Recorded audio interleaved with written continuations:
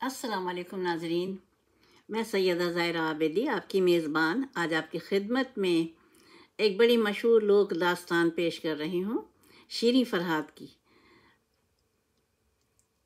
شروع کرتی ہوں۔ بسم اللہ الرحمن الرحیم۔ رب اشرح لی صدری ویسر لی امری واحلل عقدۃ من لسانی یفقہوا قولی۔ اللہم صلی علی محمد وعلی آل محمد کما صلیت علی ابراہیم وعلی آل ابراہیم انک حمید مجید۔ اللہم بارک علی محمد وعلی آل محمد کما بارکت علی ابراہیم وعلی آل ابراہیم انک حمید مجید۔ جی ہاں، تو دیکھیے ایک چیز آپ کو بتاؤں کہ دنیا جس دن سے قائم ہوئی ہے، جس گھڑی سے، تو محبت ساتھ ہی اتری ہے۔ دنیا کی تخلیق کے ساتھ محبت کی تخلیق بھی ہوئی ہے۔ روایت ہے کہ جس وقت حضرت آدم علیہ السلام کے وجود سے بی بی حوا کی تخلیق ہو چکی اور آپ گہری نیند سے جاگے، تو آپ نے اپنے قریب ایک نسوانی پیکر کو بیٹھے دیکھا، تو آپ والہانہ انداز میں ان کی جانب بڑھے، یعنی بی بی حوا۔ اس وقت ندائے پروردگار آئی، ٹھہر جائیے آدم، پہلے نکاح ہوگا۔ یعنی یہ بات کنفرم ہو گئی کہ حضرت آدم علیہ السلام نے رغبت کی۔ رغبت محبت کے ساتھ، پہلے محبت ہوتی ہے پھر رغبت ہوتی ہے، یعنی محبت کے ساتھ رغبت ہوتی ہے۔ یہ اللہ کا بنایا ہوا قانون ہے، میں کوئی اپنی طرف سے نہیں کہہ رہی ہوں۔ تو اب یہ بھی دنیا میں جو جوڑے محبت کرتے ہیں، یہ بھی خدا کے حکم سے ہی کرتے ہیں۔ تو اس کی روایت یہ ہے کہ بلوچستان کے ماہرین کے مطابق شیریں فرہاد کا مزار بلوچستان کے علاقے بیلا سے تقریباً 30 کلومیٹر کے فاصلے پر واقع ہے۔ بیلا سے سڑک بائیں ہاتھ کی طرف جاتی ہے جو بلوچستان کے علاقے آواران تک جاتی ہے۔ راستے میں 3 چیک پوسٹ ہیں جہاں جانے والے کو اپنی شناخت کا اندراج کروانا پڑتا ہے اور اپنی منزل کے بارے میں بھی بتانا پڑتا ہے، کیونکہ آواران جو ہے وہ ذرا ویسا ایریا ہے، حساس۔ لیکن جانے والا جب اندر داخل ہو جاتا ہے، جب اسے بتایا جاتا ہے شناخت کرنے والوں کو کہ ہم شیریں فرہاد کے مزار پر جا رہے ہیں، تو وہ جانے دیتے ہیں، اجازت مل جاتی ہے۔ جب جانے والا اندر جاتا ہے تو وہ انتہائی خوبصورت پہاڑوں کا سلسلہ شروع ہو جاتا ہے۔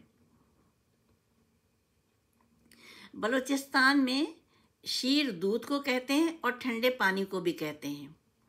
تو بتایا جاتا ہے کہ اس بستی میں ایک پہاڑ تھا جس کے اوپر ایک چشمہ تھا۔ چشمے کا پانی پہاڑ کی دوسری جانب گرتا تھا اور بستی میں نہیں پہنچتا تھا۔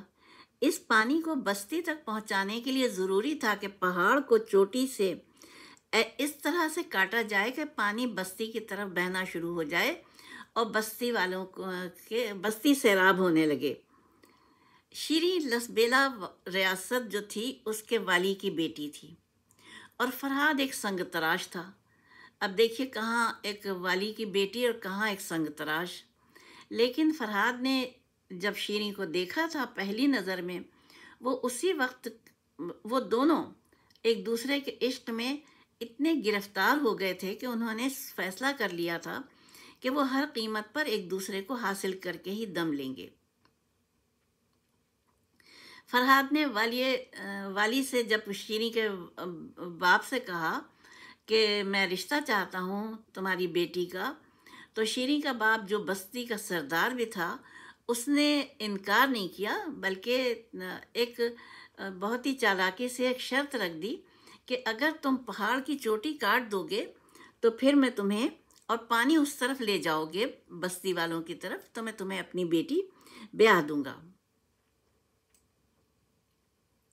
فرہاد نے نہر کو نکالا اور کہتے ہیں کہ اس نے نہر جو نکالی تھی تیشے سے نکالی تھی، یعنی وہ ہاتھ کا ایک اوزار کہلاتا ہے تیشہ، اس سے سخت چیزیں کھودتے ہیں جیسے پتھر ٹائپ۔ چونکہ وہ پہاڑ کاٹ رہا تھا تو اس نے تیشہ اٹھا رکھا تھا۔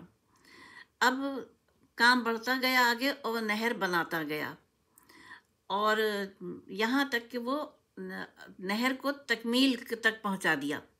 لیکن اب بادشاہ جو تھا وہ پریشان ہو گیا کہ میں ایک چھوٹے سے کاریگر کو اپنی شہزادی کیسے دے دوں. تو اس نے اپنی کنیز کو بھیجا، اور کنیز نے آ کے فرحاد سے کہا کہ تم جس کے لیے اتنے تکلیفیں اٹھا رہے ہو وہ تو دنیا سے جا چکی ہے. یہ جھوٹ بولا اس نے. فرحاد نے جب یہ بات سنی تو اس کو بہت رنج پہنچا، اور اس نے کیا کیا، جو تیشہ جس سے وہ کھود رہا تھا پہاڑ، اس تیشے سے کو اپنے سر پہ مارا. تو اس طرح سے اس کی موت واقع ہو گئی. جب وہ مر گیا تو یہ کنیز واپس آئی، اور کنیز نے آ کے اس سے کہا، بیٹی سے، شیریں سے، کہ تمہارا جو محبوب تھا وہ تو دنیا سے چلا گیا. جب شیریں نے یہ بات سنی تو اس نے کیا کیا کہ اس نے وہیں پر اپنے آپ کو ختم کر لیا. اور یہ عشق کی داستان تمام ہو گئی.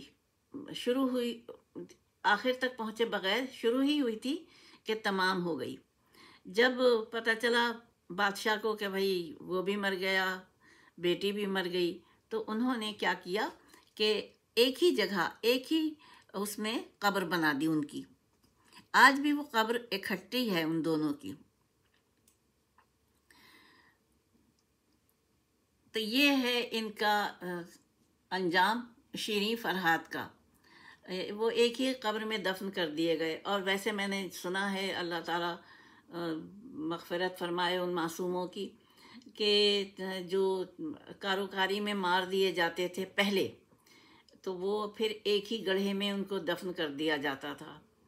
تو مجھے بھی ایسا لگتا ہے جیسے ان بیچاروں کو بھی، شیریں فرحاد کو بھی، اگر یہ سچی داستان ہے، کیونکہ قبر موجود ہے نا، تو ان کو کاروکاری کا ہی وہ کر کے کہا نہیں گیا، لیکن ان کو انجام تک اسی طرح سے پہنچا دیا گیا جس طرح سے کہ کاروکاری کے لیے پہنچاتے ہیں.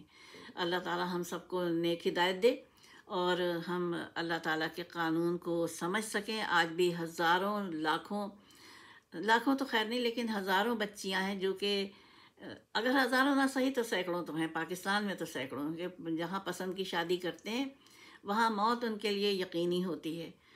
اور چاہے وہ 2 بچوں کے، 3 بچوں کے باپ بن چکے ہوں، لیکن جیسے ہی موقع ملتا ہے ان کو مار ڈالا جاتا ہے. تو اللہ تعالیٰ ہم کو توفیق دے کہ ہم باشعور ہو جائیں، ہمارا سماج باشعور ہو جائے.